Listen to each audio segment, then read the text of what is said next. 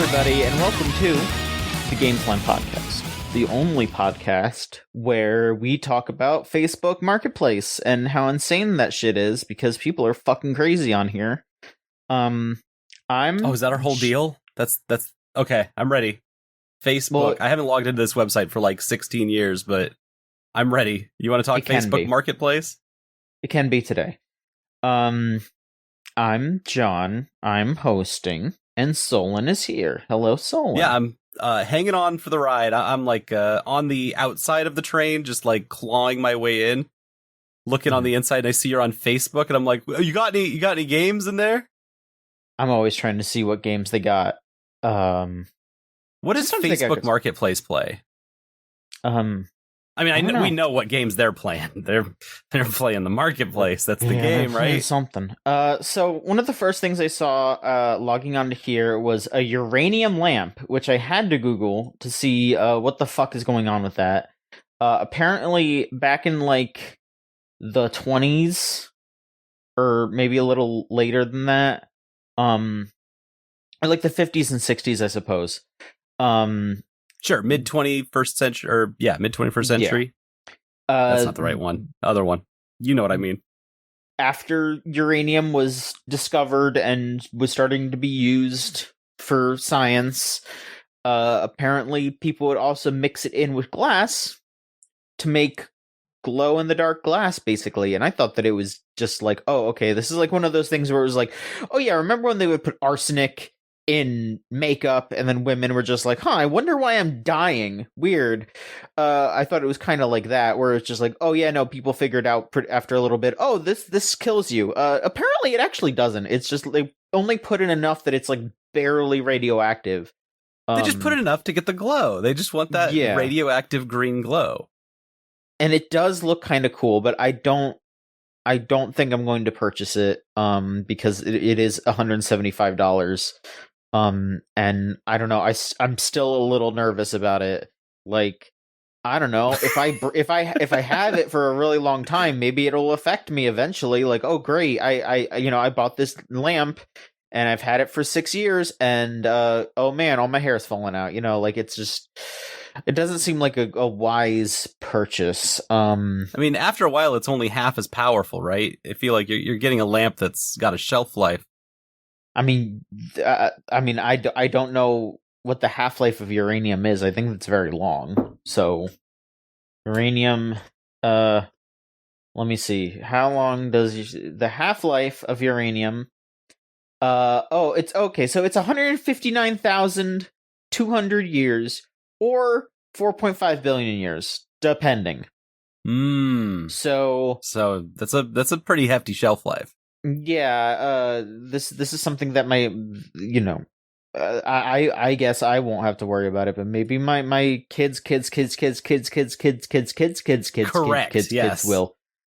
Eventually that half-life will hit, and then the lamp will go out, and now what do you got? It's just glass, I guess. Yeah.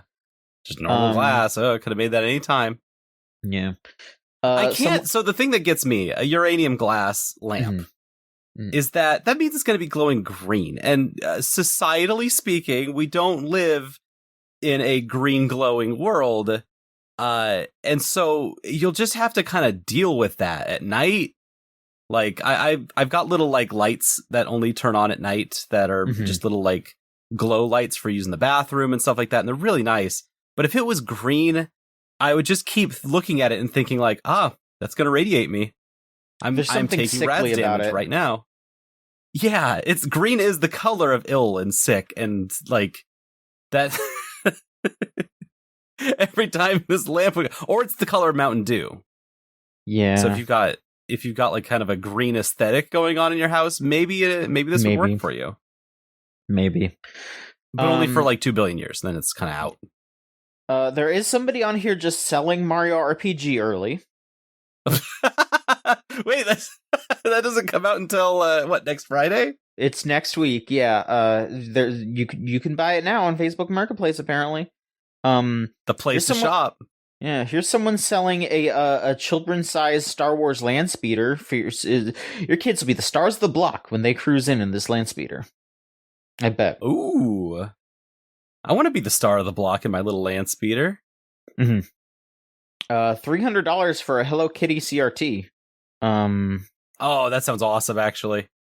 Maybe if it wasn't $300. I would consider it. Right. I would consider it. It's a CRT also, which I think you should be giving me money to take your CRT off your hands. I mean, I bought a nice CRT off of somebody, and I used that for my PlayStation 2 gaming, but, you know. Nice. No, it has a place. It has an important use. A lot of people trying to sell pinball machines recently. Someone's selling the South Park pinball machine. I am deeply saddened to report that the South Park pinball machine's pretty fun. Yeah. Have you been... Because you've been playing you've been at the arcade a lot of the time. Yeah. Any new updates on pinball news? They just released a Venom pinball machine, Stern did. And it sounds awesome. It's pretty fucking sick. Like, straight up, it's really cool. The way that the game works, because, okay, so Stern has, like, a thing, where you can, like, save your progress for games if you make an account and then scan your QR code every time you play. And the way they do it with the Venom game is as you play, your character levels up, and then you can also unlock new characters. Like, at the start, they're like, oh, you could play as Venom, or Agent Venom, or Gwenom, or Black Suit Spider-Man. And it's like, yeah, those are all cool. But that's awesome. If you fight the final boss and beat him, you get to choose to unlock one of 3 characters, and it's like Venom Hulk, Venom Wolverine, and Venom Captain America. Okay. And when you pick each of the characters, they all have, like, different abilities. They all have the board actually, like, shifts and changes depending on who you're playing as.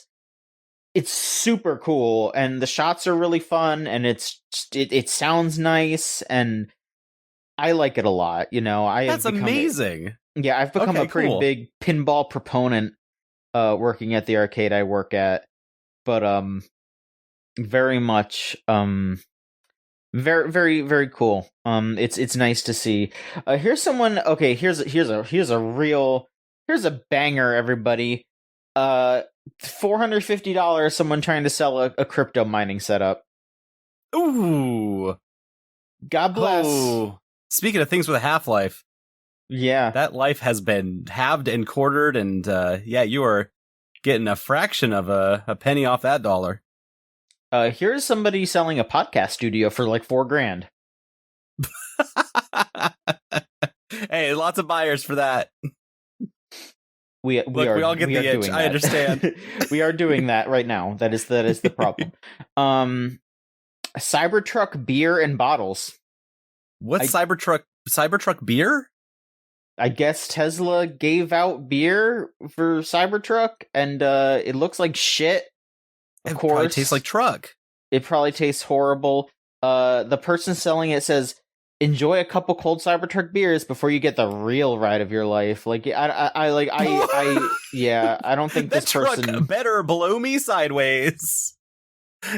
That truck's gotta make my engine purr. Yeah.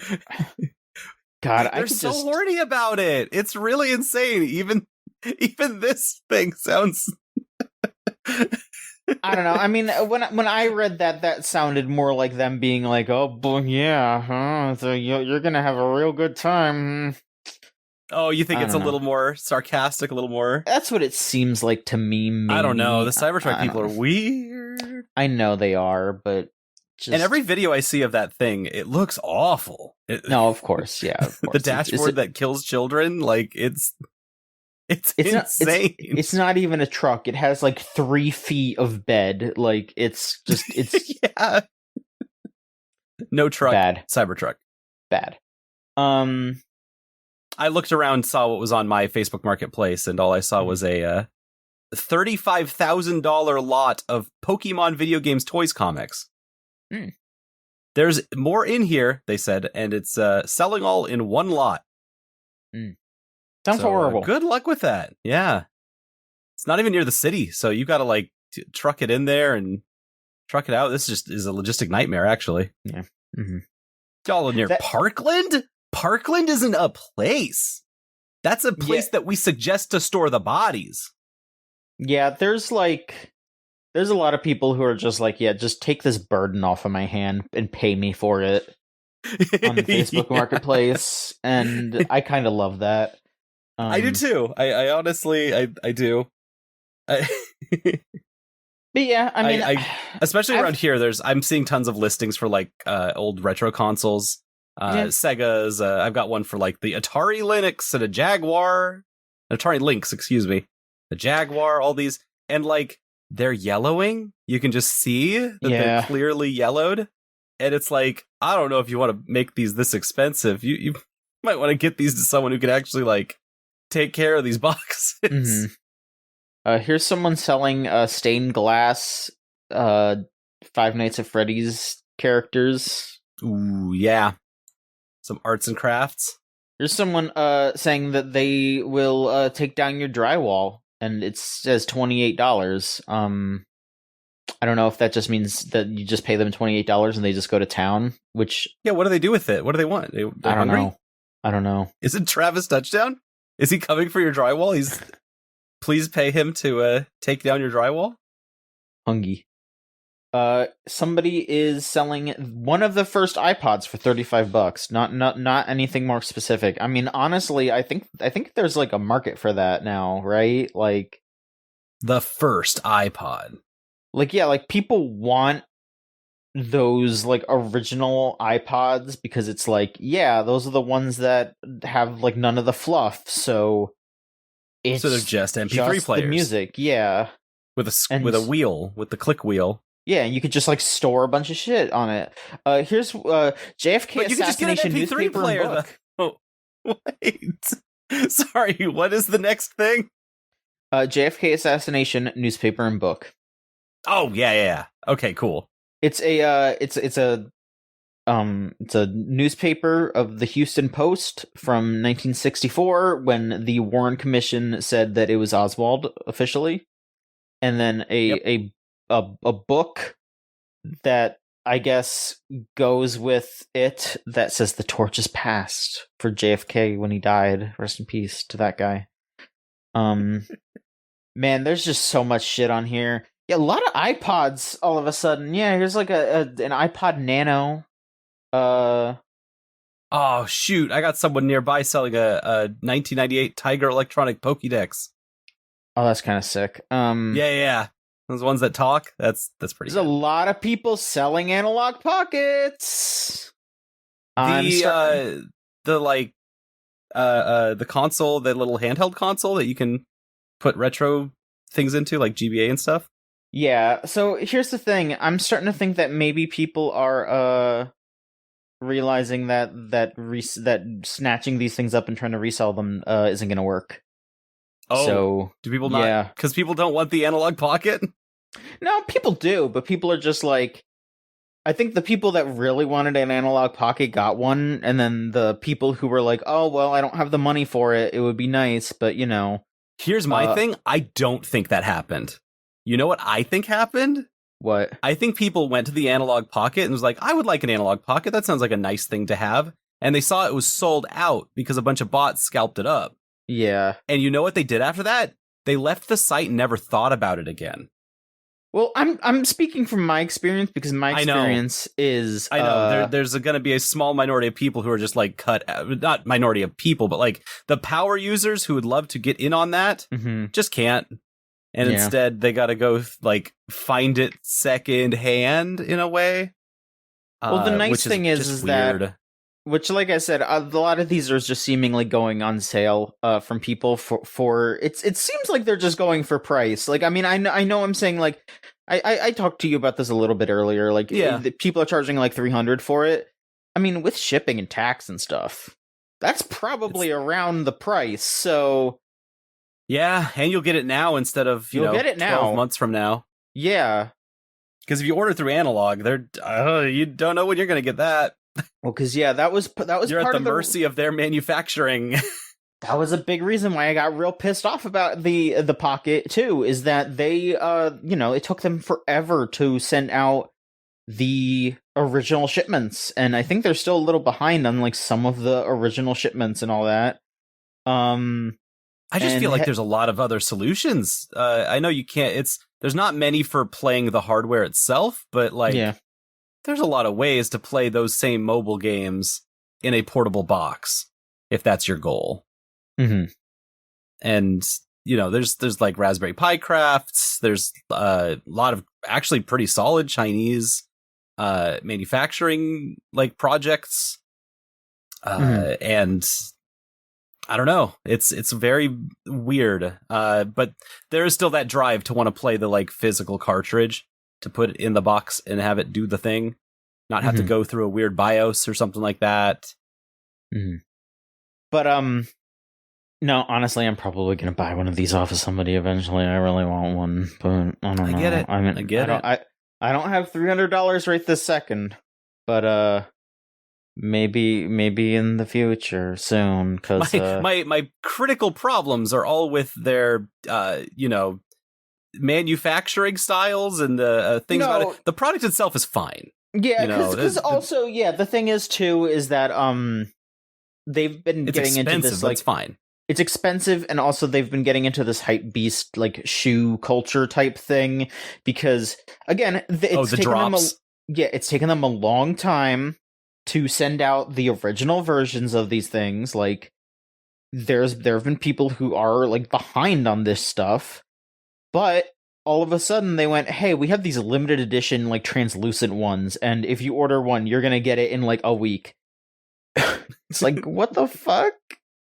That's just crazy. Like, I don't fucking know. Yeah, it sounds like a very cheap business model for a very expensive product. Mm-hmm. I don't know. I want one of these pretty bad, but people are fucking crazy about it. And I don't know. Well, how many uranium lamps could you get for one analog pocket? 2 apparently. 2? Okay. Yeah. How many games could you play on a uranium lamp? 0. Okay. Yeah, that's the problem. Yeah, you're right. Now give me a uranium-powered Game Boy, and you won't see me again. That is probably true. That is probably true. I'll be lost in that game. I will. That's how you get more isekai. Ways than one. But Solon, what have you been playing recently, though? Because we should talk about that. What's going on? Oh, I haven't been on for a little while, but I have been gaming. Mm-hmm. I've been playing some weird games. I've been playing some normal games, but I've all been playing some new games. Let me give you the big one up front. I've picked up Like a Dragon Gaiden, the man who erased his Dameda name, and wow, oh, it's so nice to be in a Yakuza game. It's just so comfortable. It's pretty good. It's just, if you've played any of, Yakuza 0 through 6 and anyone in between, it's that. It's just that. Everything that I've played and seen and done and messed around with so far, it's all just that. It's more. So the combat is like that. They're adding very little extra. But after, the most recent Yakuza 7 Like a Dragon having this RPG system, it's really nice to come back to the old style. Playing the beat 'em up as Kiryu and run around, as Joryu, because he erased his name. Of course. Running around as Joryu, who's a super secret agent, is nice. It's got a combat system that it has a decent flow to it. It's not quite what you had in like Yakuza 0, where you had like 4 different stances and you could flow between them a bunch. It's just got Yakuza stance, and it's just got secret agent stance, and they're pretty similar. But hey, I get to mash the attack button a whole bunch and yuck some guys around on the streets of all their streets. Sotenbori is where I started, but I figure they want me to go everywhere that they usually take you in these games. And so it's just nice. It's very comfortable. Pocket racing's back, and so I get to zoop my little cars around. Pretty much all the mini games. The thing about this that gets me is that of all things, it is a cheaper game. It's like I bought it for like $31. I think it's 40. Mm-hmm. And the whole point of that was so that Sega could get people into a more classical Yakuza game who hasn't played this game before, before they put out Like a Dragon 8 Infinite Wealth. And for that purpose, it is an extremely good stopgap. It's also a little shorter, which is a great thing because Like a Dragon games are very long. They are meaty, they have a lot of heft to them, and to have one that, from what I understand, the story is going to be like 20 hours or so is not only substantial, but also comfortable and not going to take up a lot of time during a what a weighty game season we have this year. Yeah. There's like 100 of these things coming out this week alone. Yeah. We've got 2 Marios within a month's span of each other. That's crazy to me. But yeah, no, I got to sing Bakamitai, and I got to go into a what are those called? Learn a new song, old man. He does learn a new song. Okay. But it's always that one at the front. They have a what are those called? They have dating sim type things. They got like the hostesses, yeah. The hostess club, thank you. The gimmick this time, so the hostess club is not as robust of a like dating system as you'd normally have, where you have like previous games you've had to like run the entire hostess club, and they've systemized that in tons and tons of different ways. This time, because you're not allowed to own a hostess club, you're a secret agent. You're not supposed to like have a presence places. It means that there's like a lot less that you can do in the world to affect the world. And that's good and important. They decided to go in a different direction. All of the hostesses are live action. It is all just real actresses looking straight at you in the eye and flirting you up as you shower them with your money. And it is a little uncanny, but also it's fun. There's lots of weird things where you can get this like real actual actress to go like, oh, I love pizza. Let's talk about pizza. So that specific one, if I remember, if I'm right, that is Kason, who is a VShojo, one of the VShojo streamers, and really used to be on another streaming group. She used to be the big titty dragon in HoloLive. Huh. Yeah. And really? Wow. And I mean, she's a big fan of Yakuza, so they put her in the game.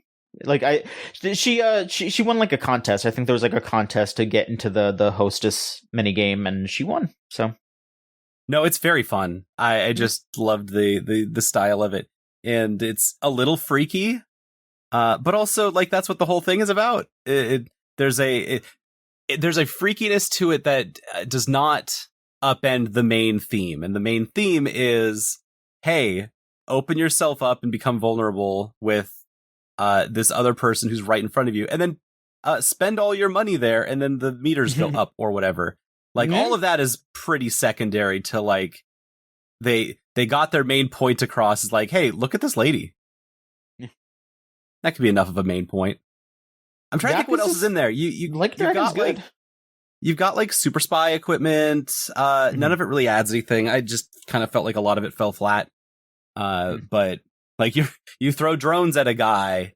That's your secret agent thing, is you throw, and you don't just like have a drone as like a thing that hovers around you and does damage over time. No, you just call in drones and they hit your opponent in the head and break on contact, and you just throw infinite drones at their head.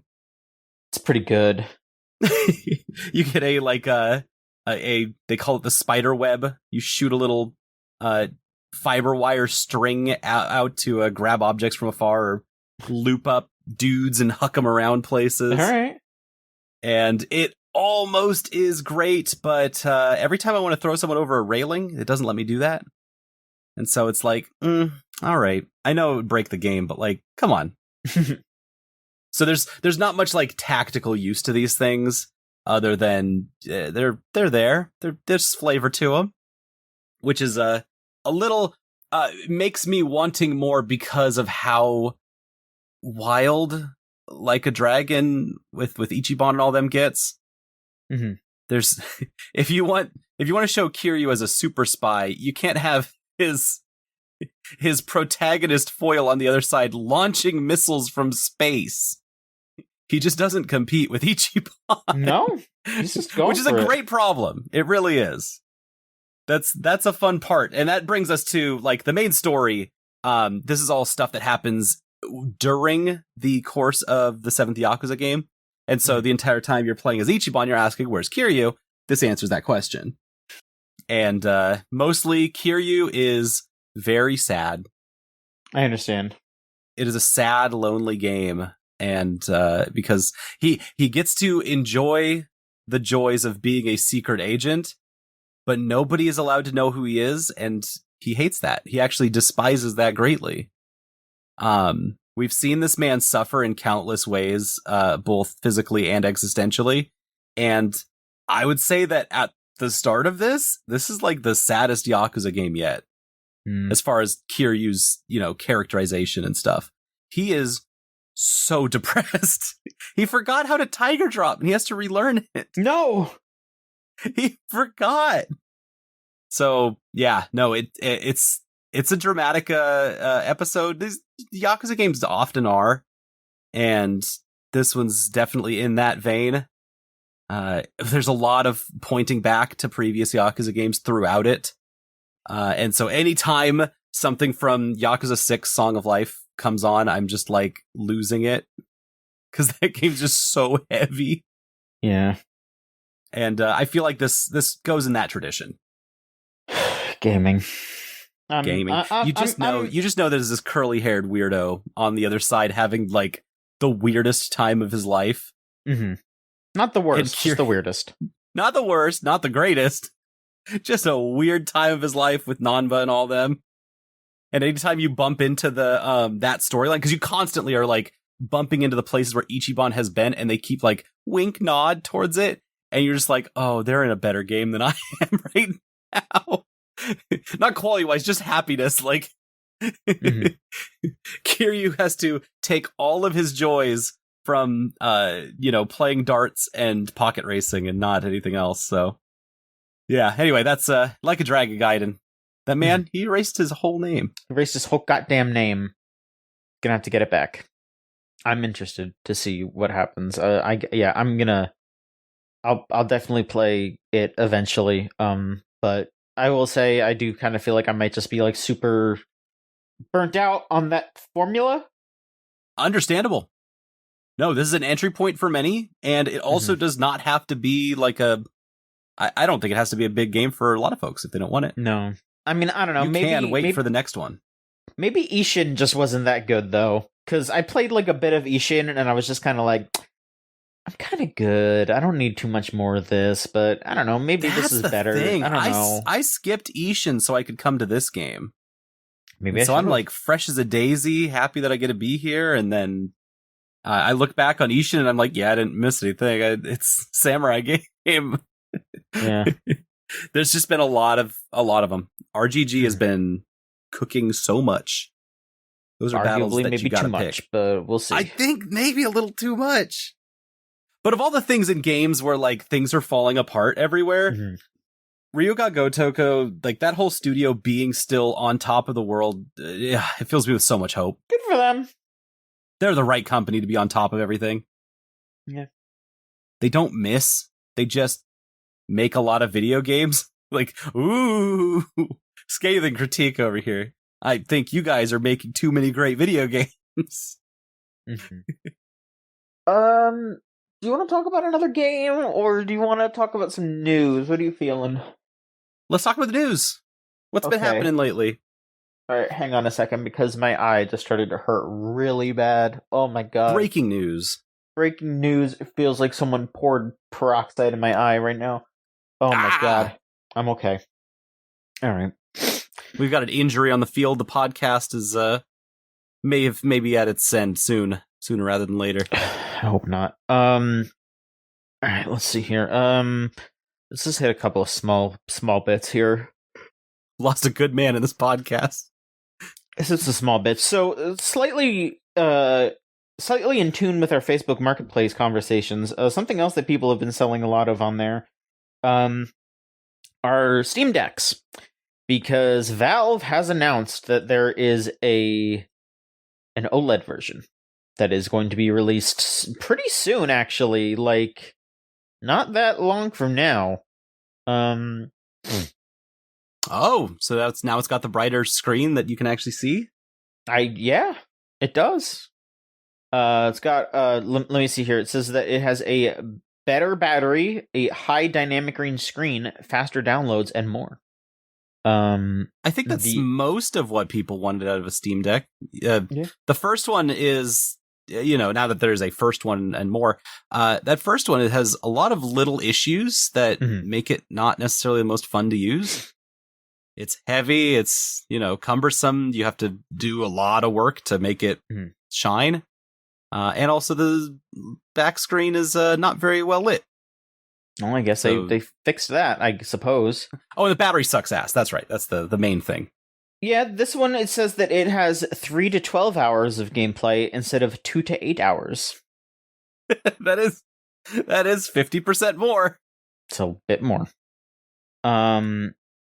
Yeah, better Wi-Fi. It says this is Wi-Fi. The original had Wi-Fi 5. This one has Wi-Fi 6E, whatever that means. Oh, Wi-Fi bands love putting E after stuff. Mm-hmm. Every one of those generations of wireless or wired cabling, they always have an E at the end. Yeah, and they no one knows the price in the original one. It's how much? Let me see. It is now $400. $399. Yeah, $399. I don't know. I mean, was it like $500 before? Yeah, something like that. I mean, I definitely will get a Steam Deck eventually, but it's just like I don't know when. And I mean, they're also out here just straight up being like, "Hey, we are gonna probably make a Steam Deck too, but the technology doesn't exist yet. So we want to make okay. We want to see what happens in the future, and then make a 2." That's such a cheap way of saying that they don't know if the market can handle more of these. I guess that's the real question. Is how far can we go with this? This is the next generation of 30 years of this design. I say 30 years because the Nintendo Switch came out in its first form 30 years ago as a Sega console. Mm-hmm. The Sega Nomad, which has all of the exact same problems as the Steam Deck non-OLED has. Mm-hmm. It is very large, heavy, has a extremely short battery life. Yeah. Except the screen is very bright. The screen looks very pretty, and that is what matters, I suppose. Yeah, they solved that. Sega figured that one out a long time ago with the Nomad. Mm-hmm. But the main thing is, I want to play these games in bed, and like, I can only hold up this kind of handheld console in my bed for so long before my arms are just like, all right, I can't be gaming no more. Let's see here. Another thing here. The Overwatch League is over. They're done. They're not doing it anymore. Yeah, is it 2020? It's 2023. It's 2023? They've been going this whole time? Yeah. Why? I mean, I know why, but it's very funny that it's ending now. Overwatch 2? Did they even move on to Overwatch 2? Overwatch League infers that this is like still the first Overwatch game, right? They did? No, they did, apparently. Okay. So they did move on to Overwatch 2, which would have been a horrid transition, just for all of them involved. I just guess that they're not going to have, like, teams from cities. Like the San Francisco Shock, and the Houston Outlaws, and the Florida Mayhem. Oh, I have fond memories of those teams and their names. That first season, I really did love the Overwatch League. we would watch it together, like as a group, when it was first starting, and got really into players and their styles of play and stuff. And the production was incredible. The production was awesome for it. Mm-hmm. But as Overwatch kind of fell off of itself, they fell apart, and the Overwatch League, I could not keep up with it. Because while the game itself was falling apart, the league also was falling apart real bad. Mm. They started getting lost in how many tickets they were not selling, because there's only so many people that want to actually watch this in person that you can sell tickets to over and over. Very strange concept. So the best of its kind. There's still not really been anything like it, as far as I know. Not. Because there's other esports productions that have, tons of money and high quality stuff, but they're not a league that lasts, for months and months. Unless they are themselves building up to some bigger thing, like the international. Mm-hmm. That's Dota's one. Apparently, Activision / Blizzard / Microsoft are planning on doing their next esports program through the app ESL Faceit. And that's just how they're going to do it, I guess. They're just not going to do Overwatch League now. They're going to change it to something smaller. Sure. I guess it's got to move somewhere. Yeah. Probably somewhere super sketchy. Yeah. I don't fucking know. We play Overwatch 2 in the streets now. I don't know who the fuck is even playing Overwatch 2 anymore. What's going on? I don't either. With how many games, 2023 has been pocked full of live service games shutting down. Tons and tons of them all over the place. And the MMOs that haven't shut down, a lot of them have fallen apart. Mm-hmm. These big service online games that they just forgot how to make games along the way or something. I don't know. Games are hard to make, but somehow Blizzard and Bungie make it look extraordinarily hard. Mm-hmm. One last thing here before we talk about more games that we've been playing. Mass Effect N7 Day happened because it was November 7th, and they are always like, hey, it's time for N7 Day, which I see a lot of N7 bumper stickers all over, when I'm driving around. And good for them. They like that game. Because nobody knows how to peel them off. Yeah, it's like an old campaign bumper sticker. Yeah. Mm-hmm. Still supporting Bob Dole out here. Yeah. In 2023. So they had a little teaser of some sort for N7 Day, and I didn't watch it. I don't give a fuck. But that happened, and according to old Jeff Grubb and also Timur Hussein, they both said, no, yeah, that shit's not coming out anytime soon. Because no, we got a lot more N7s to go through. N7 days. Yeah, so Jeff said basically, here, I'll just read this quote here. I was told when they revealed Dragon Age Dreadwolf in 2018, this is a similar in terms of timeline. That was announced in 2018, and we're not getting that until maybe next year. So do the math for that. We're talking 2029 for Mass Effect 5. That is insane speculation, Jeff Grubb. That's I don't fucking know. I mean, that is absolutely not how game development cycles work. But yeah, that's probably not how that works. That's probably not how that works. But I also believe it. Yes, yeah. I don't think this game's going to be coming out for a long time. But that level of simplification that shows that not only do you have no idea what's going on, but you also really don't care. It's so telling. What a cavalier attitude to have about something that could be a huge game. I don't think it's going to be, though. It's, yeah, didn't they put out a, campaign for this new Mass Effect game that's not coming out ever? They put out, a poster campaign or something where you can like buy Mass Effect posters for the new game. Something like that.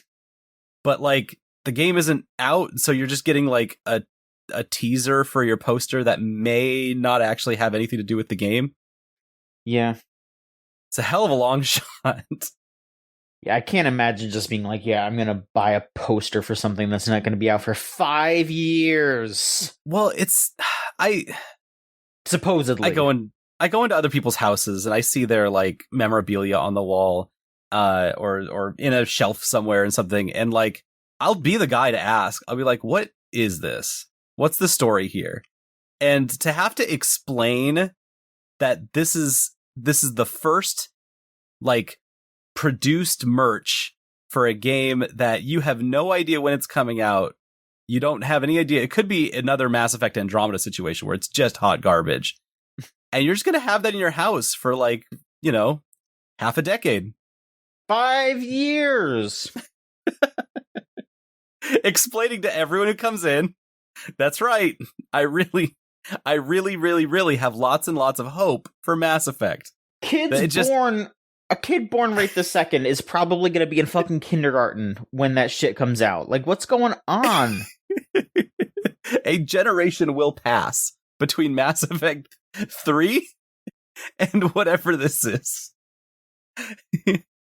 None of us will be the same people that we were. Like, John, I can't promise I'll be the same person after this podcast. That's true, yeah. Do you want to speak on another game? Because you've been playing more games than I have. Yeah, I mean, I've been away for a little while, so I've gotten to stretch my arms and, dabble the control sticks. Hey, you want to talk about lesbians, John? I mean, I do, but not in any way that is disrespectful, okay? I'm sorry, that was so mean of me to put you on this. So, hey, there's this. I've actually been really digging on this game, and I streamed it during our big 24-hour live stream for Extra Life last week. During the middle of the night at like 4 a.m, I think it's the best time for this game. Anyway, I played CRYMACHINA. This is the new Nice game, or Nice published game, from one of their teams. And CRYMACHINA is like the most 7 out of 10 ass game, in that it's a little janky, it's a little weird, but it's got a 10 out of 10 concept. And so it's been very fun, and it's got a very, very, very targeted audience. You play as a woman who seems to have seen the end of all humanity. She just remembers the world going to crap and wakes up in this like cyber world as a robot. And she is so excited about this. She now has a lance that she gets to run around lancing people with. And there's this small angel that comes up to her and is like, yeah, humanity, you are the last one. And I need you to kind of rekindle all of humanity out of your image. And you just go, if you're not too busy. If you're not too busy, yeah, being dead and stuff. And you're just like, yeah, I hate humans and I don't want to do that. Humanity sucked. I'm very nonplussed about this. And I think that this project is whack, but you are a very cute angel. And I will absolutely listen to anything that you have to say at all times. And you know what she says in response to that? She says, that's a good girl. And this is her catchphrase, in fact, is saying that you're a good girl.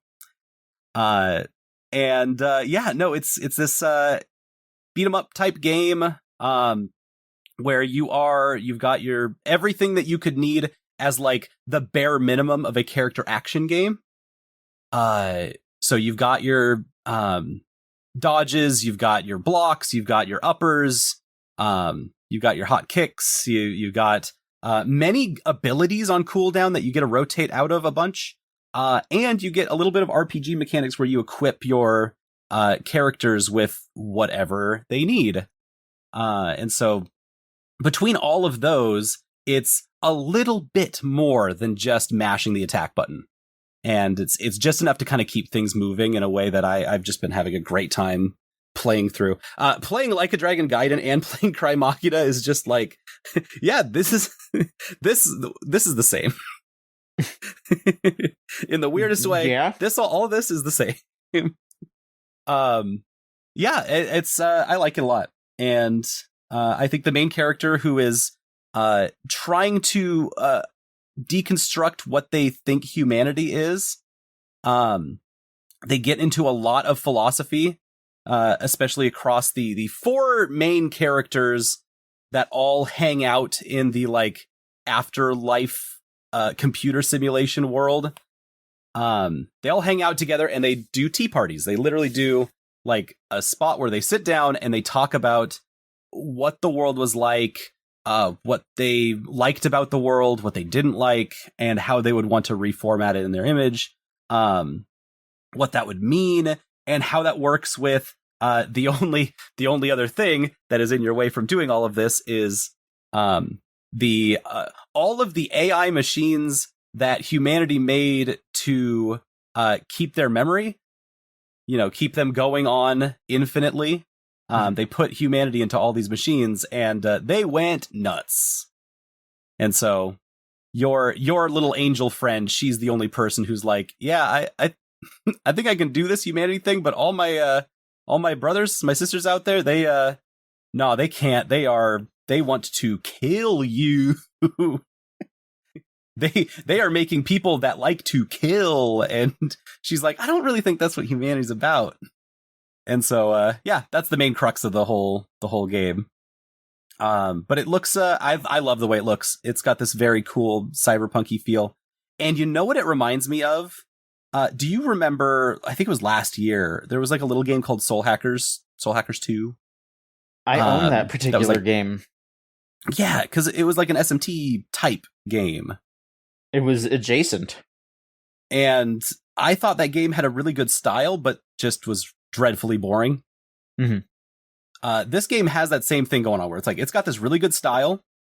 And if you can set aside that the battle mechanics aren't that deep, and that it is also kind of weirdly hard. I'm still trying to figure out how to break the combat system so that it's not like crucially difficult for me to play. I feel like I'm missing mechanics still, and so I'm still trying to suss all that out. It's hard. If you get past all of that, there's a lot more meat to it than what I was trying to get out of Soul Hackers 2, mm-hmm. which was much more to like, hey, we're gonna tell funny jokes and stuff. And this game is a lot more measured, and the comedy is a lot more inherent to just them talking normally. It's just, women hanging out and talking about stuff. And that in and of itself, they let that speak for itself, and it fills the whole space. It's very entertaining. It is a heavy Yuri-ass game. Mm-hmm. Mm-hmm. That seems like something I might check out eventually. Hey, it's worth it. I definitely think it's worth looking at. If you could just take a look at it and stuff, mm-hmm. peep around, you might find something you like in there. Yeah. Let's see. Some more news here. Bloomberg announced the old Jason Schreier put out the news, and then Rockstar followed it up by saying, yeah, he's right, in saying that, yeah, GTA 6 is going to be announced. And there's going to be a trailer next month, and that's what happened. It got announced. Trailer next month. All right, here we go. Thanks, Jay Schrei. And I'm not looking forward to it. GTA games are, I feel like they should have been left in the past. But people are obsessed with them, and they sell 3 quadrillion copies because they keep attaching copies of the game onto like packs of in-game currencies so they can say that they sold more copies of the game. But I mean, yeah, they're also making a ton of money off of this fucking in-game currency and all that shit. So yeah, Grand Theft Auto is the radiator that we are chained to. Forever. That's the life we have to live. And now, now we have an announcement for an announcement. We have like this, the trailer is coming, and we know it's coming. Thanks, Jay Shry. We have to contend with this without any knowledge, and so all we have to look at is the last 5 GTAs, which is really weird because that means you're not contending with GTA Online necessarily. You're contending with the last 5 GTAs, which oscillate wildly in quality, and especially depending on who you are or who you were when you played those GTA games. That was a long time ago, and it is really hard to measure what that could possibly mean because there are some decent story beats in the GTA Online recent stuff that they've done. There's parts of those that I've played that I've been like, oh, this is entertaining, this is fun. Every time I try to play GTA 6, like the actual game, it is a miserable experience. It is just so boring. It is dreadfully dull, ghastly to even play, and all of the characters, except Franklin, just feel so shallow. They are such a South Park-esque stereotype of how people act, and that doesn't happen as much in the GTA Online, the recent content. So I don't know if that's the direction this is gonna go, but I do remember GTA 4, and I do remember GTA San Andreas, and I do remember that every GTA that has come out has progressed with the times enough to make statements. And I know that's something that they care about. I don't need to get super, down about it, because at the end of the day, GTA 6 is going to do whatever it does. There's nothing I could do to be like, oh, this game's going to be the worst, or it's going to be the... And so I'm just chained to the radiator and just, hoping for the best. And I think that there's a best that it can be. And I'm also, keep an eye out, because it might be as bad as GTA 5 is if you play it now. Yeah. I think the main thing is that it's coming out, and I know they've been working on it literally nonstop since GTA 5. And so just seeing anything come out of that will put a lot of people at ease, in a way. There's a lot of really weird motherfuckers that have been on a lot of weird shit trying to figure out when that's coming out. And it's just like, y'all, did you really think they weren't going to put out another GTA? Yeah, no, wait. The thing that gets me is, I think that the hardest part about this is not the game itself. The hardest part about all this is everything external to the game. And you know who's really excited about GTA 6? Capitalism. Yeah, the whole system, not a person, not a human being, not any player that's going to have a controller in their hand, but the stocks are excited about it. Yeah. the what is it? Vegas has bookers that are trying to make odds for GTA 6 type stuff.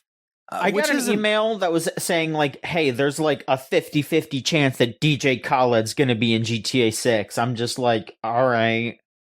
DJ Khaled. Yeah, he's probably going to be in that shit. I mean, sure.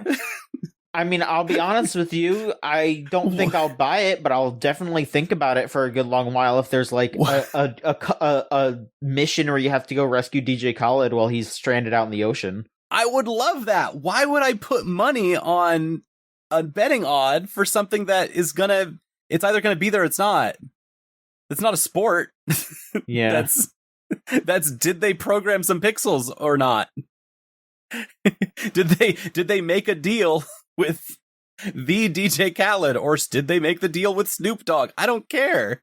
It'll come out when it comes out. It'll say it when it says.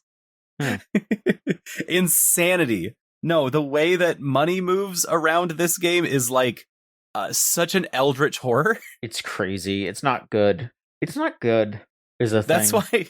That's why when I say I'm like chained to the radiator, I'm like poking my head up out the window and I just see this Leviathan outside, and I'm like, all right, I'm good. Just fill me with the GTA 6 news. Just do it soon. Please do it quickly. Just make it as painless as possible, please. One of your character's biggest quests was being on ayahuasca. That was like your big spot with one of your main characters in GTA 5 was they were on drugs for a little bit, and that was the game. It's not going to be good. Yeah, I mean, everyone's coworkers are excited for it, so I say that from experience. Yeah. Yes. But that's the streets are telling you that that's how it is. GTA announcement. It's hot. It's going to be the best game ever. Yeah. Speaking of the best thing ever, Nintendo has announced that there's going to be a live-action Zelda movie, and it's going to be fucking horrible. What? What? Okay. Yeah, walk me through this, John. All right. Zelda movie. It is being directed by Wes Ball. Wes Ball directed the Maze Runner movies. Uh-oh. Yeah. This dude has made nothing but clankers. Huh. Okay, well, I have definitely seen directors that have made a bunch of clunkers and then got some kind of like big license or big IP and made something good out of it. I don't fucking know. That's not the death sentence, but dang, that's what they announced. Yeah, they just came out and was like, "Hey, y'all want Zelda movie?" And everyone went, "Yes, we do." And then they went on to say, "Hey, did you like Maze Runner?" to get people to go, "What do you mean by that?" Bad. It's a weird, it's a weird way to do your announcements. When they did the Mario Brothers movie, they immediately announced like the talent that was going to be in it. Yeah. That's what got people excited. You have no fucking idea who's going to be playing who in this shit. No, but I do know that every time I've seen live action Link, it's funny. It's going to be like Tom Holland. Tom Holland go elf boy mode. Yeah. A lot of people will not have to act. He will not have to speak. A lot of people are going to be really upset about that if that happens, but man. I mean, that's the thing is whoever gets cast as the Link of Zelda, you don't have to hear their voice. So if you don't like them, it's all good. Yeah. But yeah, I absolutely... They should get a mime. They should get some kind of professional bodywork actor, someone who like is in that science, in that style of entertainment. They would never do something like interesting with this shit at all. Horrible. Just... All right. Do we want to talk about more games, or do we want to hit the part of the show that's bad news? Oh, give me some bad news. It's all right. We can handle it. All right, we got 2 bad things that happened. Or like this week was not the best. Yeah. No, not the worst, but no. Yeah, go for it. The dev cooperative, the Glory Society, announced that their next game, which was the sort of like spiritual sequel to Night in the Woods, which is I'm trying to see where the name of this game is. I'm like scrolling through Revenant Hill. Revenant Hill has been canceled due to a variety of folks involved just not really being able to work at the same ability as before, and specifically Scott Benson, the original artist and writer, etc. on these games here, just straight up said like, "Hey, I have like heart disease, so I can't work as hard as I used to." So that is a big reason why that fell apart. Which, like, that's not really anyone's fault, but it's a huge fucking bummer. It is super sad that something like that would happen, you know? Like, man, this, like, you know, Night in the Woods is a great game. And, you know, I'm certain that a follow-up to that would have been great. And this was like a great cooperative, like, together fair pay, fair treatment game dev, and I mean, part of that is, even if you're working together and doing the right thing, like, part of being a good supportive team is being like, yeah, we can't do this anymore. Yeah, no, I'm gutted. I saw the announcement, and Night in the Woods is one of my favorite games ever. Mm-hmm. And seeing that they just can't make anything more at that level with this kind of style, there's such a maturity to it that equally just it's so much a process. It is so much. I want to be like thankful that they know when to say when. I want to be angry that this happened. Mm-hmm. I want to I don't know, just and I'm not someone who's anywhere even attached to all this, but just knowing that it's that like this was something of such hope to so many people. I mean, they call themselves the Glory Society. Like that's an incredibly hopeful name for a group that, for all intents and purposes, should be anything but an artist collective of folks that have been pushed to the sides so many times in so many ways. Yeah. But at the end of the day, I mean, we still have Night in the Woods, and that game does stand on its own easily as like a testament to, art and games in general. And so like, if that was the only game I ever made, I'd be happy. It's an incredible piece. Yeah. I think the thing that I read from it, like the insides between the lines that I was reading, is that Scott Benson's going to keep working on projects that are, within reasonable parameters. Mm-hmm. And a video game is definitely not that. Yeah. So like there still will be, when he can do some art, when he can do, whatever other kind of productions that he wants to put together. There will be something still there, and that is something that I hope I really appreciated as part of what was like just a tweet. You only got so many characters to fill people with the news and a little hope, hopefully, but that's what I got on that. Sucks. Excuse me. Yeah, it fucking sucks. And some other things that fucking suck. There's been some layoffs and shutdowns involving games criticism out there. And games criticism adjacent places as well. So Geo Media pretty much just shut down Jezebel and fired a bunch of people from their other sites, including Kotaku. A couple of Kotaku staffers got laid off, including Isaiah Colbert. And, some other folks over there. Just, seems really bad right now. And Uppercut Crit also came out and pretty much said, like, hey, our Patreon's shutting down, and we are not going to be doing our annual letters or any of our other, like, hosting or paying for pitches or anything like that. We were burnt out, understaffed, underfunded, and we're shutting down. Whew. Yeah. That's that crushes me. Uppercut rocks. They're Ty's so good. We interviewed them, right, for Starlight Car? At some point. Yeah, the work that they did is incredible, and that will still be there, which is great. That's part of what I was understanding, and that is that they'll keep everything there still. Yeah. I know that they are in the same league as us, where we have seen sites at our level come and go, and oftentimes when they go, everything gets lost. Yeah. And that is, I think, the worst thing that could happen in this kind of situation, and they seem like they're pushing on that. They're making sure that they're keeping the sites up, keeping the hyperlinks locked in.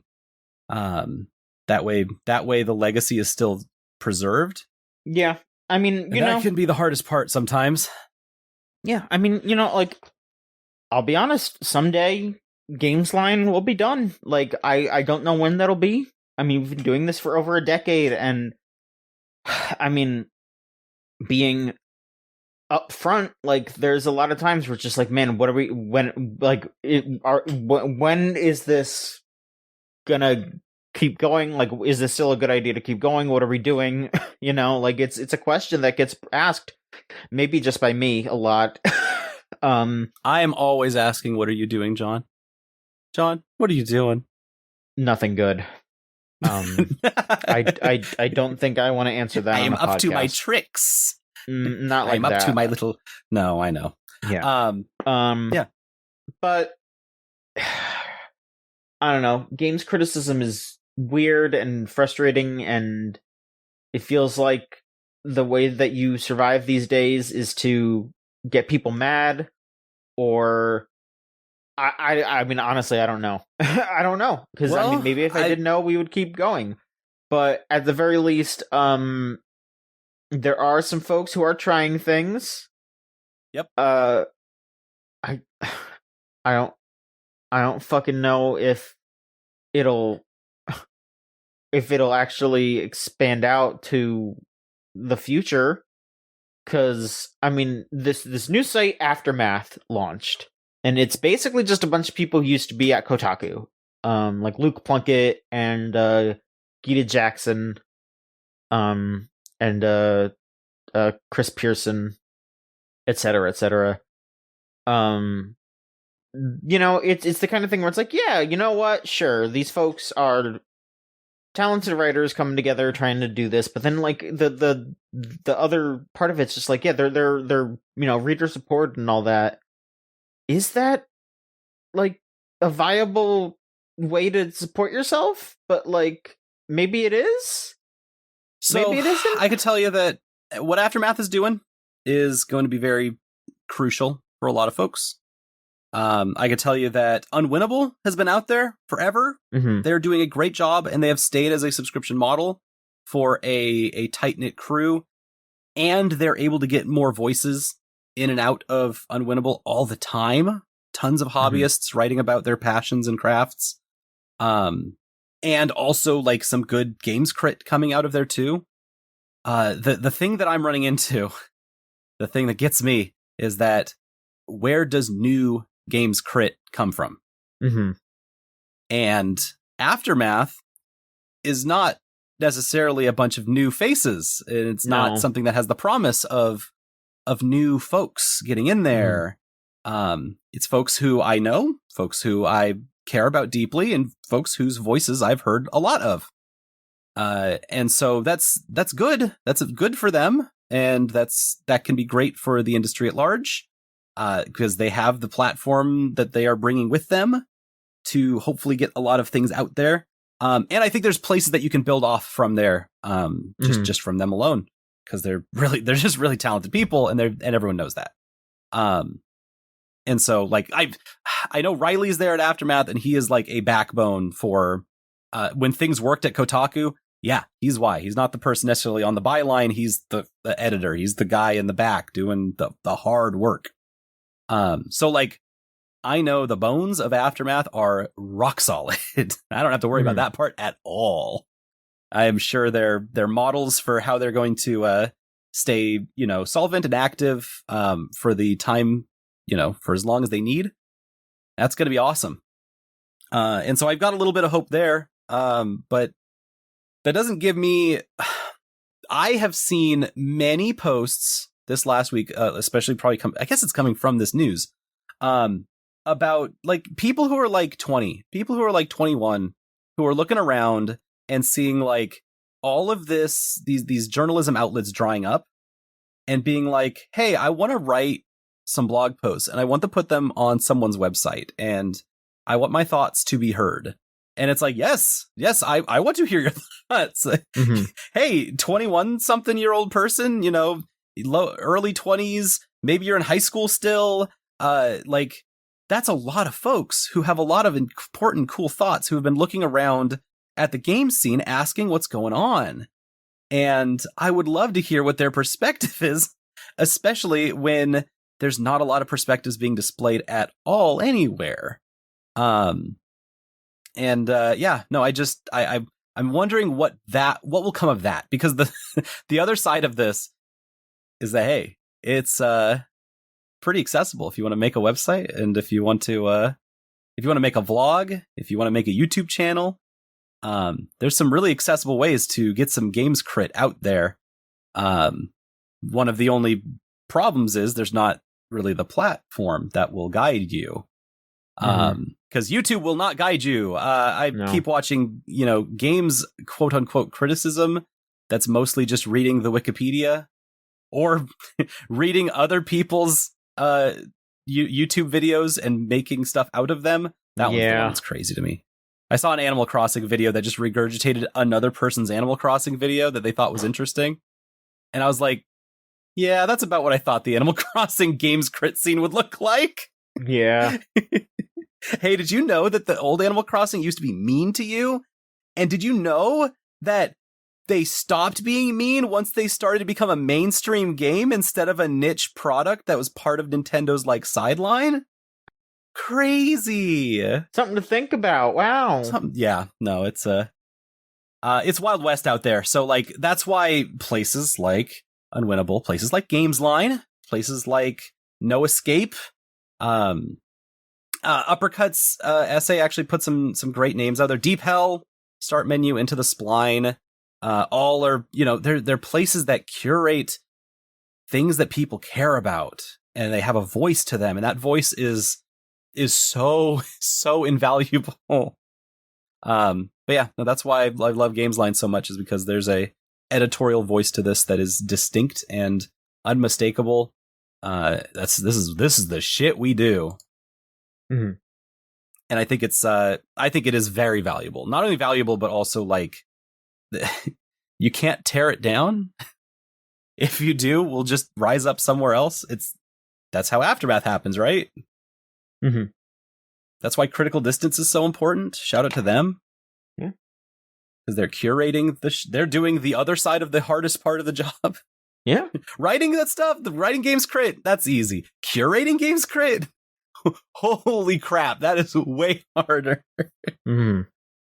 I guess between the news from the Glory Society and between the news with this, even with Geo Media, with Jezebel, and the layoffs going on at Kotaku, there is two roads in front of me that wants to go game dev mode and go games journo mode.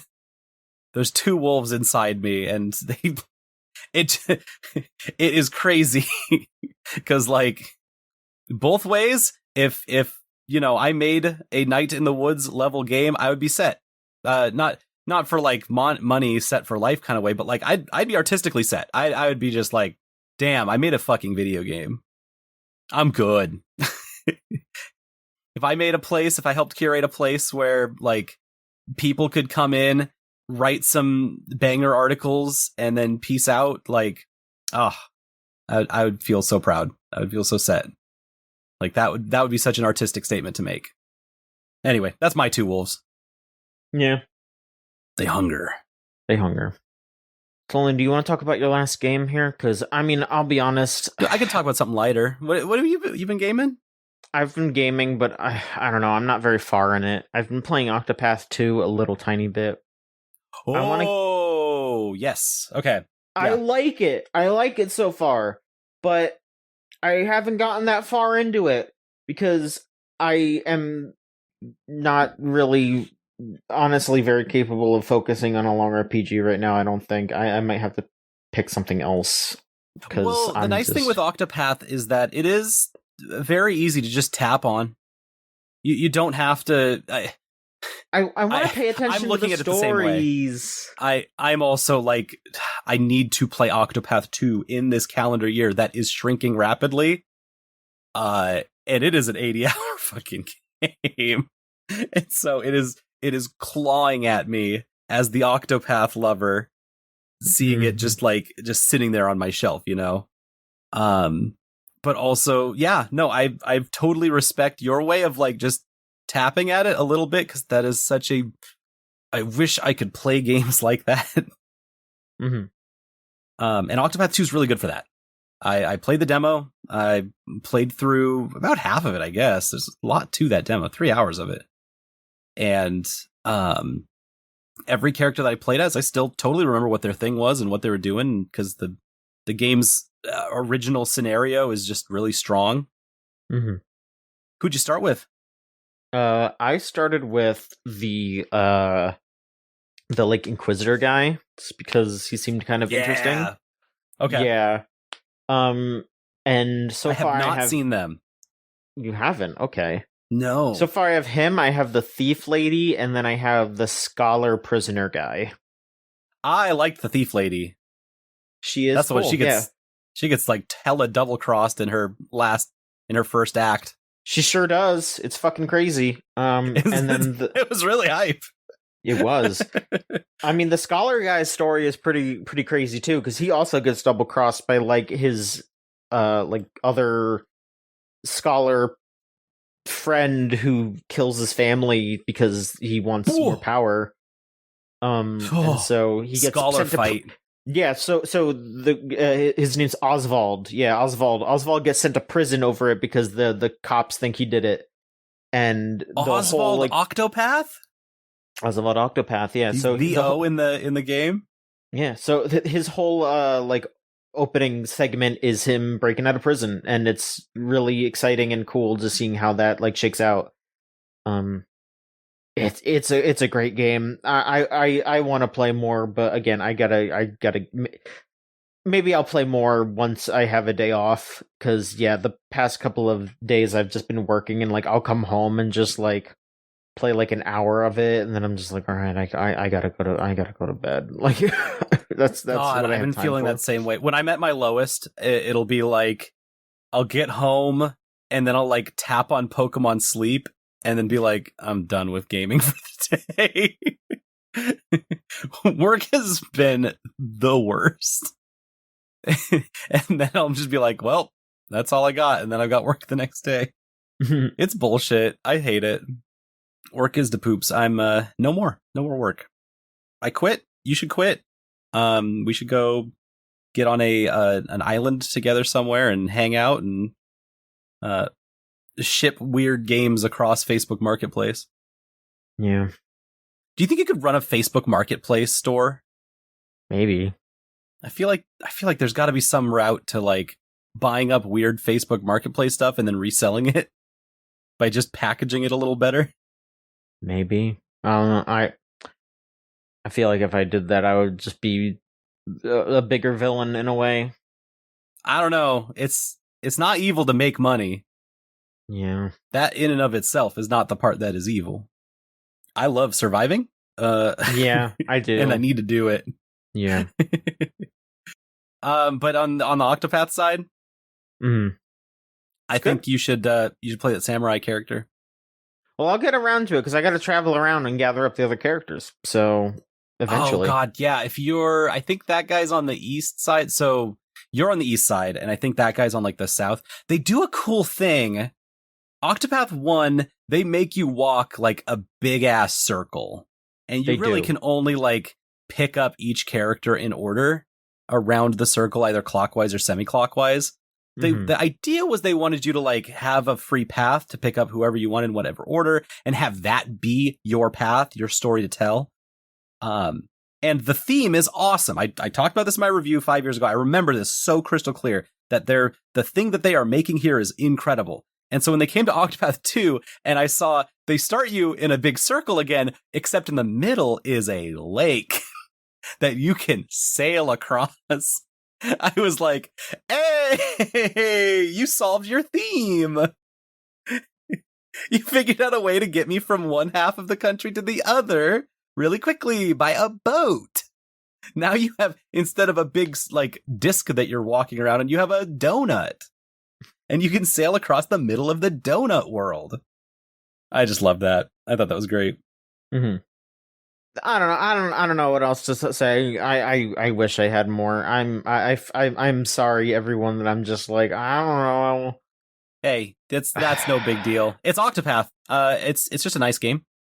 I want to play more for sure. You tapped on it a little bit, and you're like, oh, this is good. And I know which two. well, at least I know one of the storylines that you played, and it's like, yeah, no, that's a pretty cut and dry story. There's not much to critique or talk about or discuss there. It's, yep, you're a thief and you got double crossed. Damn. They do a cool day-night cycle, like whatever. Want to hear a cool story? Please. I played Homestar Runner's Hide and Seek for Halloween, and all 3 hours, or I guess all 2 hours I played of it was so worth $7 that I paid. And in a weird way, not in just a Homestar Runner. He's like, funny guy, haha, little flash game guy, whatever, runs around, says the funny words. It's kind of incredible that there has been three Homestar Runner Unity games that have come out in the last 2 or 3 years. They've been putting stuff out. Yeah. They've been playing with the big dogs. Instead of just like the Vidilectrix, like tongue-in-cheek Thy Dungeon Man, which Thy Dungeon Man is also a very good, like, Sierra Games ass game. It is trying to be a very specific style in a very specific way. They've also made tons of other Flash games that sometimes they're aping a specific style and they really hit it out of the park. Sometimes it's just a really shitty Flash game. And that's fun too. There is a historical precedence for shitty Flash games, and they've made them. But all of these Unity games are really good. And the silly little, the entire game is just, Homestar is going to find his friends who are playing hide and seek. That is the whole game. Gotta find him. And it's actually an extremely playable, very fun. It is one of the cleanest point and clicks that I have played. Because the whole deal is this game is supposed to be just a really high quality point and click.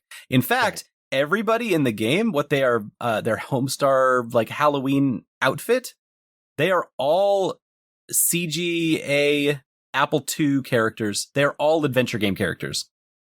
They're all like really obscure characters. That's cute. And they were actually really inspired picks, and the entire time the characters are like blaming Homestar for making them dress up as some weird obscure video game character that nobody knows when they wanted to dress up as someone cool. That's fun. And the jokes are good and all that, but like the way that you can just click, like double tap to speed things up, click through to combine items together, the ways that you can like put items on screen and take them off screen are all like so clean. And it's really funny because like I'm playing a bunch of these old point and click games and you don't get that for a long time. Most of these classic legends, they have a lot of cruft to them where it is not easy to play. I'm trying to think. We just did. What did we just do? Skip that thought. We did the Dangeresque trilogy also. I guess the hide and seek game's $2. The Dangeresque what is it called?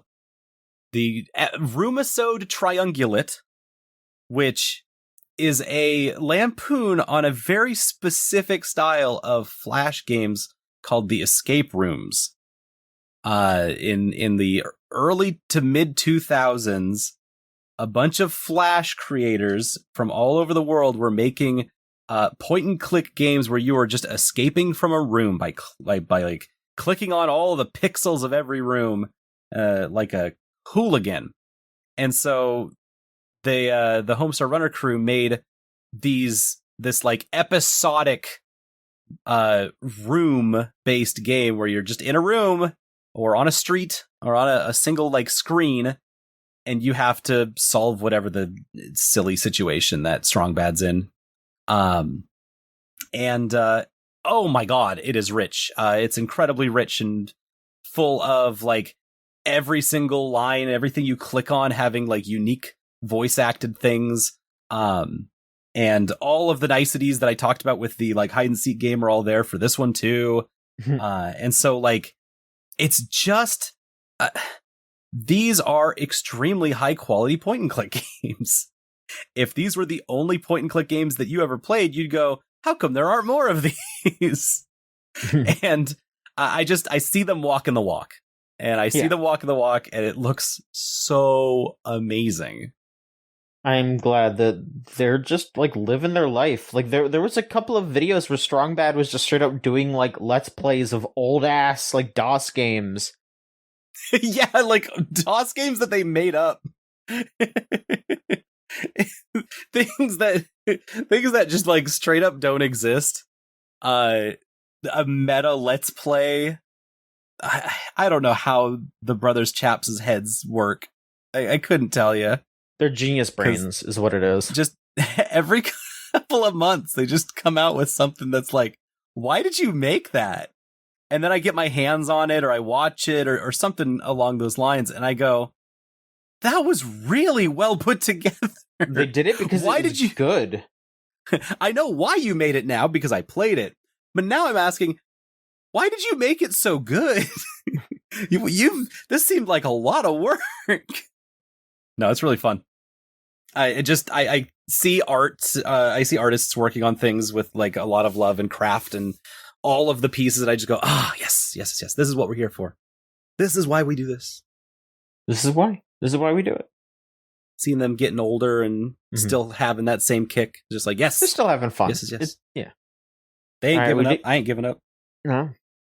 All right, we did get some questions. If you want to send in questions, go to gamesline.tumblr.com/ask, and you will sound like I won't give up. Yeah, well, that was one of the questions. One of the questions was, Solon, will you give up? No, I'm just kidding. It wasn't. That's answered no! Thanks for the question. Next question. Okay. Question from Shellabuster is, who do you want to play in the Zelda movie? Honestly, nobody. I don't want anyone in that fucking movie. I don't... What? Come on, John, you gotta... I am giving you the pen. You get to put who is acting in the live action Zelda. I don't wanna... Who do you want to put in that position? Who do you want to put in the position where, hey, you're going to be in the shitty movie? Like, they can't make Jack Black be Ganondorf also, right? I don't hope that would work. That would work. I'm not saying that he couldn't do it, because he definitely could. He could be the big pig man. He could be Ganon. Yeah, he could be Ganon also. He would actually be pretty good in both roles. In a weird way. But he can't. You can't pick him. I know where I'd put you in the Zelda movie, John. Where? There needs to be a scene with the the guy where you give him paper with the C button. Sure. Yeah, I think you'd make a great hand sticking out of a toilet guy. That scans a lot differently these days. I guess it does. You're right. It's a speaking role, so like they have to credit you. If they put the toilet guy in there and he screams, "Give me paper with C," they have to credit that role. They have to credit that role as John Machonsky as Skibbity Toilet, I guess. Like the Skibbity Zelda toilet is attacking the people. Sure is. We gotta get like Patrick Stewart as King Harkinian. Oh, yeah, he would put his all into it. Like I could just imagine him just being like, "I wonder what's for dinner." Just powerful. Yeah, I think Tom Holland does have to be Link. I said it earlier, but like, just imagine that little bastard running around in that green outfit. Yeah, I can see it. I saw that Zelda's voice actress, like from Breath of the Wild and Tears of the Kingdom, being like, "Oh, I should be Zelda in the live action." And like, listen, I try not to be too mean here. Toots. I try not to be too mean here. The voice acting in that game is not good. So like, she's trying to be like, yeah, I should be in the movie too. Like, man, I wish I had that level of fucking like self-esteem. Because man, right? Nah, give it to her. Yeah, she can have it. Have fun. bye. God, I figure no matter, I don't know what kind of shape the Zelda movie is going to be in. I don't know if it's going to be about like Link being in a strange world. Well, I mean, there's two types of Zelda games, right? There's ones where he shows up in a strange world and doesn't know where he is, and there's ones where he's like part of the royal court. And not even just games, but like the Zelda cartoons and stuff is like sometimes he's, doesn't know where he is. He's in this strange world and finds a princess. And other times he's just part of the crew. And so I don't know which direction it's going to be in, because if he's part of the crew, that means Zelda is going to be this like main voice acted, like this main role. Yeah. She's going to be there a lot. And then she gets kidnapped and then you find her, and et cetera, et cetera. So like, I don't know. I think I'm thinking about like, I'm trying to think of who the recent like slate of leading actresses is that could play Zelda. There's one that I'm thinking of that would be so good, and I cannot remember her name for the life of me, or what she was in. God, Anya Taylor-Joy. Book it. Wasn't she also Princess Peach in the Mario movie though? I guess she was. Yeah. Are you gonna like double her up? Nah. What if there's a crossover? What if they make a Smash Bros. Exactly. Movie? That wouldn't work, because she's the voice actor for. And also, I guess Zelda needs to be like British? Question mark? That's what they're making her. Yeah. I mean, like they're saying. The voice acting in that game is so bad. I mean, like some of it's fine, but like, man, on the whole, it's not good. I really hope they just get randos. Not randos. That's such a weird way to call actors. Unknowns. That's what you call your friends. People who's like, early in their career, first time roles type folks. Because I think that would make the Zelda movie much richer. Could see that. That would be cool. Make you a little richer. Jack Black could be Morshu. I think he would have a great time being Morshu. That would be insane if Morshu was in the I would lose my fucking mind. Are you kidding me? They didn't dare reference Hotel Mario in the Mario movie. I think CDI Zelda has more of a chance just because people are more insane about CDI Zelda. Let's see here. Next question. It's from Shulis, who asks, if Nintendo makes a Geno plush, what little outfits would you put him in? Oh my god, that little guy that everyone keeps saying should be in Smash. Yeah, I guess he's, in the canon now, huh? He's back.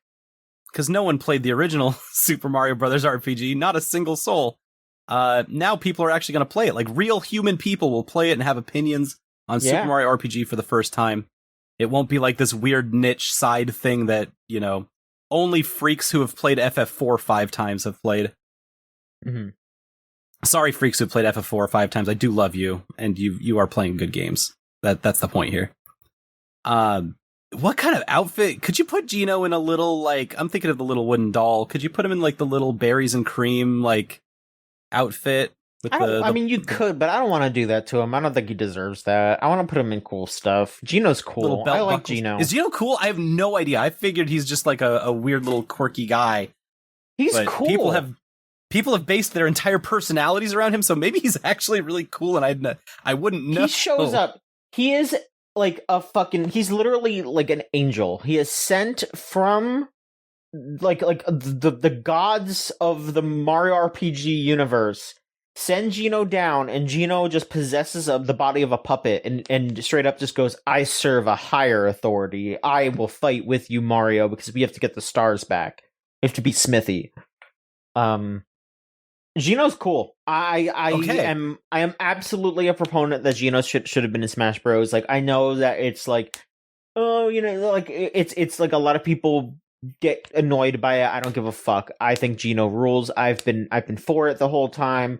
Waluigi fans are lame. I think that I think they're full of shit. Waluigi is not a character that I would fight for Smash Brothers. Like, I'm not like opposed to it. If it happens one day, sure. But like Geno, I'm actively like, yeah, Geno should be in. Wow. Yeah. I have played the original for 5 seconds today. Uh-huh. I played the original and not the new one that's going to be out next week. And the writing is really delightful. It actually caught me off guard with how, like, I played the opening scenario of Super Mario RPG and was like, whoa, we are having passionate dialogue between Bowser and Peach, and Mario is not, in the dialogue because he doesn't speak, but like he is absolutely having nonverbal dialogue in these conversations, and there is like a richness to it that took me off guard. Was not expecting it. Mm-hmm. So yeah, Gino could cook. I just always thought of him as like the little 1-2 buckle my shoe meme guy. He is kind of that as well, but 1, 2. All right, cool, great. I guess I'm not too far off the mark then. Oh no, actually, I think Mallow's probably more like that. I don't know. It's okay, yeah. Okay. Mario RPG's good. I'm excited to play it this week when it comes out. Mm-hmm. But what's another outfit you would put on Gino in before we move on? I want to hear. I think Gino would look really cool in like a baseball uniform. I want to see him in a baseball outfit. Aw, give him like the Ness outfit. Not a bad idea either. Yeah. Give Gino a little Earthbound type fit. He gets to run around. That sounds fun. Yeah. Maverick sends it. So Like a Dragon Gaiden's been goofy at being, hey, here's what's going on concurrent to the events of 7. It reminds me a lot of Riku's story in Chain of Memories. To that end, is there a game series you would like to have a side story game specifically focused on one particular character was doing during the events of a mainline series game? Ooh, that is so prescient. Maverick is completely right. I told y'all that it's like a kind of a wink and a nod to what's going on in 7. And it is so much like a Kingdom Hearts spinoff. I actually compare it to, I should have said this earlier, I compare it a lot to, what is the King of Hearts spinoff that was like really, really good with Aqua and all of them in it? Is that one Birth by Sleep? Birth by Sleep. Birth by Sleep. I just, it lands in a type of like what it's doing with the story and how it's trying to just be like, yeah, we just make the buttons good feeling to press and you just hit them a bunch. And I go, yeah, okay, this is great. Birth by Sleep is awesome. And so is Like a Dragon Gaiden. God, what would be a good like spin off what was going on during this type thing? When Scott and I streamed Resident Evil 2, I was a little taken aback by, beating the game fully and then unlocking like, hey, here's all these side stories from characters of stuff that happened during the like what you were doing. And for every character that was there, I was like, no, I saw them. They get eaten by a zombie. I don't really care what happened to them. Thanks for the offer, but no thanks. Ooh, the fourth survivor? Who cares? You gotta give me a little more than just, there's another guy. This guy died. Rest in peace. All right. I mean, I will be fucking on. You know what? Here's my answer. You're kind of flirting with it, but I'll give it to you straight. The fourth survivor is my answer, absolutely, because he doesn't die. I would love just a hunk game where you're just tearing through. Like, because you know what? Like, part of what makes Resident Evil as good as it is because, there is that sense of, like, fear and, having limited resources and all that. But remember that part in Resident Evil Village where fucking, Chris and his buds show up and you just play Call of Duty for a little bit? I don't want, a full game like that, but, if they were just like, hey, here's, a $30 thing where you're just just tearing through shit for, a couple of hours. Has there been any Resident Evil games where you just get to play as a big guy that rips through stuff?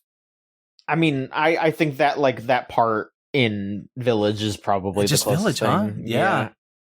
No, that's a wild that the Resident Evil is such a strong fiction that it can handle that kind of stuff. It's so good. Exactly. Yeah. Absolutely. I don't think it should be a mainline thing. I don't think it should be super, super long, but I think it'd be kind of fun to just be here's this stupid ass moment where you're playing through as, Hunk or maybe Chris and his buds or whatever. Because, I mean, they're probably gearing up for Resident Evil 9 soonish. Maybe just, like, have, like, a section of that game where you're playing as, like, Chris going through, or... I mean, yeah, I specifically want Hunk, though, because I fucking love Hunk. I want to be snapping necks all day, every day. Hell yeah. You could have a million Metal Gear Solid characters with their own games. Yeah? But I think that you should have what's Mei Ling been up to? Because, like, her game, her style would essentially be, like, sometimes checking LinkedIn to see, like, if there's other openings in the... Because she, like, gets upgraded multiple times throughout the series. Like, I don't want to work with these fucking people anymore. I need out. How did she become, like, an admiral at the end of it all, or whatever? I mean, there is an answer to that, but it's not good. Right. There, Kojima. There would be a lot of different kinds of game there. Yeah. There's not a lot of games about, like, the administrative side of running logistics for the hero in whatever heroism thing they're doing. Yeah. There's a lot of characters that do that stuff, but you don't get to, like, do it.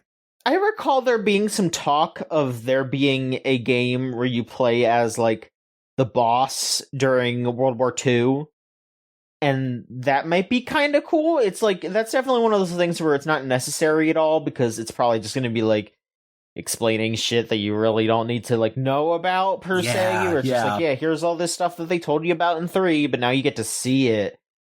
But also, I want to play as the boss in World War II, and I want to go hang out with the Cobra unit and do all kinds of cool stuff. I want to watch this, like, stoic badass warrior lady slowly realize that soldiers are pawns and that war must be stopped in order to save humanity and, make humans out of soldiers. And B, I also want to watch her interact with the fear and the pain. Do you want to tell this Sorrow story? Because I don't. Boss, do you want to witness the sorrow in real time? Boss, do you want to fall in love with the sorrow in real time and fucking have his child during D-Day, and that child grows up to be fucking Revolver Ocelot? I forgot about that little detail. Yeah, that's where her C-section scar is from, because they cut Ocelot out of her during D-Day. Yep. Metal Gear is fucking great. Like, I just said, oh man, Metal Gear, but also fucking Metal Gear, dude. Like,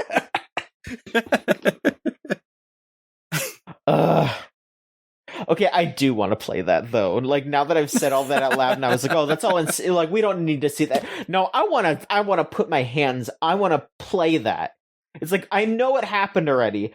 I don't need it story-wise. I just need to press buttons to make these things happen. I need to press and hold the button to perform a C-section. Oh, jeez! During D-Day. And they're just sitting there screaming, oh, but D-Day's happening right now. But the baby's going now! We gotta I don't care if D-Day's happening. We gotta get this little triple crosser out. He needs to get out of here. He needs to fall in love with your protege. A couple years later, he needs to say Les Enfants Terribles. And then he needs to get his arm chopped off. I can't believe Ocelot was double-crossing people on day one. Just immediately. Day -1. Day -1. D-Day -1. That little shit. He's been causing problems since his conception. Like, not even just like just from the fucking inciting incident. Just problem after problem. What a guy. So yeah, definitely the Ocelot game. Where you... And the Ocelot game has to start at D-Day. God. That, or at the very least, before Platinum... I was gonna say before Platinum goes kaput, but it is already kind of kaput due Revengeance 2, but I mean, I don't know, we're already at the fucking point where Platinum seems like they're like a year out from closing, if that. What a shame. Ugh. Let's see here. Anonymous did ask, does Donkey Kong have T-Boy swag? I am definitely not equipped to answer that. I don't know. John, do I have T-Boy swag? I don't know. I can't answer that. I'm sorry. I mean, I don't mean to like offend. I'm not saying it's bad. I'm just saying I can't gauge it. Everyone keeps avoiding the question when I ask them if I have T-Boy swag. I don't know what it means. I don't either. That's why I'm afraid to. I do not wish to make claims about that to you or Donkey Kong. That's fair. Someone more in tune may be able to say so to you or DK. I don't think I or Donkey Kong are nearly cool enough. I guess. I don't know. Donkey Kong seems like a very. I'm just gonna say I feel like the Kongs that we have experienced so far in the Mario universe. That's the title of the autobiography. The Kongs that we have experienced so far. Yes, right. I feel like the Kongs we have experienced so far have a very hetero cisgendered air of them. So again, I don't think I can fully say. But that is just the vibe I'm getting. I mean, I don't know. I think that might just be like the Mario universe in general. It is very monogamous and et cetera, et cetera. At least from what I'm feeling. I don't fucking know though. Others may argue differently. I'm not gonna stifle your headcanons here. Yeah, no, I think the Donkey Kong cartoon is the most cishet thing that the French have ever made. Maybe. DK's got that real sweet singing voice, though. That's true. I'm God, see, I feel like I'm not equipped. I'm not equipped because I feel like DK's got that lovely singing voice. Maybe that's tilting it a little bit to another side, but also I don't know if that's appropriate to say. I don't know. I don't mean to be. Again, I do not mean to offend. Questions this week are great. We're gonna get some questions in here that are just like, John, you should have shut up 10 minutes ago. I already made the promise that I have to answer them. Yeah. I will not give up. Absolutely, you will not give up. I can't. You will not. You cannot. And then last question here. Anonymous asks, how are you celebrating Carnovember? What does that mean? I give up. I don't know. Do you know Karnov? Who's the fuck is Karnov? So Karnov is it is a Data East game. I think it was on NES. It was an arcade game, and then they did an NES version where it is a game where you play as a strongman named Karnov who died. And basically, like, God just gives him another chance. He's just like, Karnov, you were like kind of a bad dude when you were alive, so we're gonna send you back. You're gonna send you back to Earth to fight like enemies and find treasure. And if you can do it, you can come back to life and you can be a good guy. So they did that, but then after that, they just kind of have him in, like, other games where he shows up as a villain, so I guess he didn't learn his lesson. He's in Fighter's History, where he's a boss, and then there is the game Karnov's Revenge, where he is playable in it, and he can do a balloon move where he does because he's a big fat guy, so he can do a big balloon belly slam. It's big and yes. And also apparently in Shantae and the Pirate's Curse, it is lightly implied that Karnov is her dad. Okay. Yeah. So Carnovember is the this is the time. Do we have to like not play Karnov the whole month, or no? Is it like you have to post one Karnov every month, or what is Karnovember? Basically, from what I have gathered, Karnovember is mostly focused on Karnov's Revenge, the sequel to the second game in the Fighter's History series, which is a Neo Geo fighting game. It's basically just, hey, you should check out Karnov's Revenge. It's a good fighting game. That is the general conceit of Karnovember. It is, hey, go play Karnov's Revenge. that is what it is. So, I suppose we can celebrate Karnovember by playing some Karnov's Revenge sometime. It's on Fightcade. Oh, I was thinking about, just ripping off my shirt and just running around, big guy, giving some people the hands, and that being Karnovember. But also, it's cold out. It is pretty cold, yeah. A terrible month for Karnovember. Well, the thing is, too, is that Karnov can breathe fire. So maybe part of it is that he's warming you up. Oh, okay, I like that. He's coming over. He's doing some cool like fire breath tricks.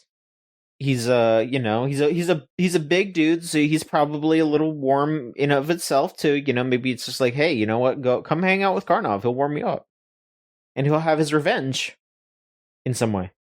The first thing I saw when looking up Karnov was this thumbnail for a YouTube video that just says, "Dude, you haven't played this game?" And it's like, no, why would I? Well, maybe you should. There's I am now seeing posts from Karnovember 2015. Karnovember. This has been happening. It's been around, is the thing. Yeah.